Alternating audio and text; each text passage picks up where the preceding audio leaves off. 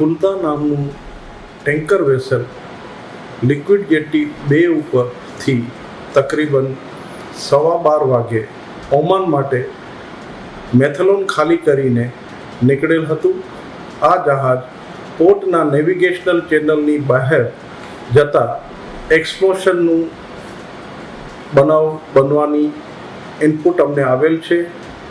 Explosion દોરાન આ જહાજમાં કોઈ પણ પ્રકારની આગ અથવા ફ્લેમ ન થઈ હતી. આ જહાજમાં 21 ક્રૂ મેમ્બર ઇન્ક્લુડિંગ માસ્ટર હતા. મેરીટાઈમ